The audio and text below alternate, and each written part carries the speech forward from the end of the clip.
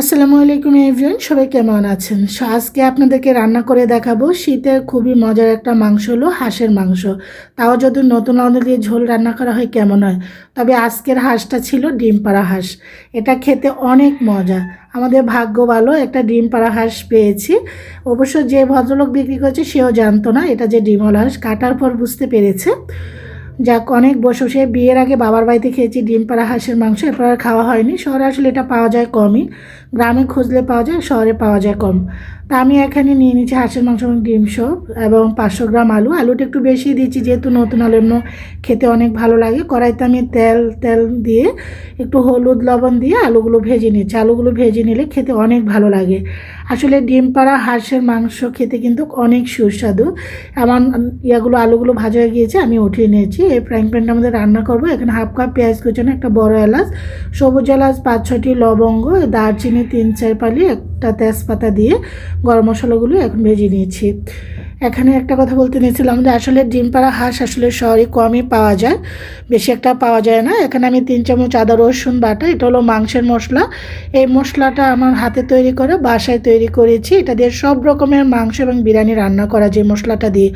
আমি এখানে 1.5 চামচ লাল মরিচের গুঁড়া, 1 চামচ হলুদের গুঁড়া দিয়ে তারপরে একটু পানি দিয়ে আমি এখন মশলাটাকে কষিয়ে নিব। মশলাটা কিন্তু আমার আস্তে আস্তে কষাতে মশলাটার খুব সুন্দর একটা কালার অলরেডি চলে আসছে এবং আমি লবণ দিতে ভুলে গিয়েছি। এখন দিয়ে দিচ্ছি স্বাদ অনুযায়ী দিয়ে লবণটা দিয়ে আবার মশলাটাকে ভালো করে কষিয়ে নিচ্ছি। মশলাটা কষানো যাওয়ার পর আমি মাংসগুলো কিন্তু দিয়ে দিয়েছি। তো আমি ডিমগুলো দিয়ে দিয়েছি। ডিমটা খেতে আসলে ভালো লাগে। ডিমগুলো দিয়ে আমি মশলাটার সাথে মিক্স করে কষিয়ে নিচ্ছি। আসলে ডিম পাড়া হাঁস আসলে শহরে কমে পাওয়া যায় বলতে নিয়েছিলাম আর কি আপনাদেরকে। কারণ শহরে মহিলা হাঁসটা থেকে পুরুষ হাঁসটা বেশি পাওয়া যায়। গ্রামে কিন্তু খুঁজলে অনেক মহিলা হাঁসই পাওয়া যায়, ডিমওয়ালা হাঁস। শীতের এই সময় কিন্তু অনেক হাঁসি ডিমওয়ালা পাওয়া যায় আর কি। তা আমি কিন্তু এটাকে আস্তে আস্তে কষিয়ে নিয়েছি। মাংসটা থেকে দেখতেই পাচ্ছেন কষাতে মাংসটা থেকে পানি ছেড়ে আসছে। আর হাঁসের মাংস আসলে এমনি অনেক মজা, কিন্তু সেটা যদি ডিমওয়ালা হাঁস হয় সেটা খেতে কিন্তু দুর্দান্ত। মাংসটা কষাতে কিন্তু মশলাটা কিন্তু মাংসটা গায়ে গায়ে লেগে আসছে। যেহেতু হাঁস বলে কথা, একটু ভালো করে এবং মশলাটা একটু বেশিই লাগে, সেভাবে কিন্তু রান্না করতে হয়, তা না হাঁসের মধ্যে একটা বাজে স্মেল লাগে। তাই আমি মাকে সবসময় দেখেছি মশলাটা দিতে এবং বেশি করে, এবং এটার টেস্টটা কিন্তু দারুণ আসে। একটু ভালো করে কষিয়ে নিলে হাঁসের মাংসর টেস্ট কিন্তু অসাধারণ আসে। তো দেখতে পাচ্ছেন কষাতে এখন সেই ভেজে রাখা আলুগুলো এখন আমি দিয়ে দিচ্ছি। এই আলুটা যদি আপনারা ভেজে দেন এটার টেস্টটা কিন্তু দারুণ আসে। বাজারে তো এখন নতুন আলু অলরেডি অনেক আগেই চলে এসেছে। হাঁসের মাংসের সাথে আলু দিলে খেতে অনেক ভালো লাগে। আমার বাচ্চাদের একটু পছন্দ করে, আমারও খুবই পছন্দ নতুন আলু। আর নতুন আলু যেভাবে রান্না করা হোক না কেন খেতে কিন্তু দুর্দান্ত। হাঁসের মাংস বলে কথা, একটু আলু না দিলে কি আর হয় বলেন তো। কষানো মাংস থেকে আমার কাছে আলু দিয়ে একটু ঝোল রান্না করলে হাঁসের মাংসটা খেতে অনেক বেশি সুস্বাদু লাগে। নতুন আলুর গন্ধে মাংসর থেকে আমার কাছে নতুন আলুটাই বেশি ভালো লাগে। মাংসের গন্ধে মনে যেন আলুটাই বেশি খাওয়া হয়।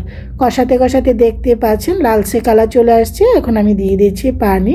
যেহেতু অনেকক্ষণ পর্যন্ত কষিয়েছি আর যেহেতু ডিম পাড়া হাঁস একটু সিদ্ধ হতে সময় লাগবে, সেই পরিমাণে আমি পানি দিয়ে দিয়েছি। আর যেহেতু আমি একটু ঝোলও রাখবো, দিয়ে এখানে প্রায় 1.5 লিটারের মতন পানি অ্যাড করেছি। আর মাংসটাতে অনেকক্ষণ কষিয়েছি আর একটু লবণটা কম হয়েছিল, আবারও কিছুটা পরিমাণ লবণ দিয়ে নেড়েচেড়ে ঢাকনা দিয়ে ঢেকে 10 মিনিট রান্না করবো। 10 মিনিট চলে এসেছি। গন্ধটা এত দারুণ আসছে। হাতের মশলা তৈরি করাটা দিয়ে সেটা রান্না করছি। আমি যে মশলাটা তৈরি করছি আপনাদের সাথে কখনো রেসিপি আগে শেয়ার করবো। আমার কিন্তু নতুন আলু দিয়ে হাঁসের মাংস, ডিম পাড়া হাঁসের মাংস হয়ে গিয়েছে। 5-6টি কাঁচামরিচ দিয়ে নেড়ে চেড়ে আর 1 চামচের মতন গরম মশলা দিয়ে এখন ঢাকনা দিয়ে ঢেকে চুলা থেকে নামিয়ে 5 মিনিট রেখে তারপর চলে যাবো সার্ভ করার জন্য। আলহামদুলিল্লাহ এখন সার্ভ করে নিয়েছি। এত মজা হয়েছে। শীতের দিনে হাঁসের মাংস খেতে কিন্তু অনেক ভালো লাগে। সবাই ভালো থাকেন, সুস্থ থাকেন। আল্লাহ হাফিজ।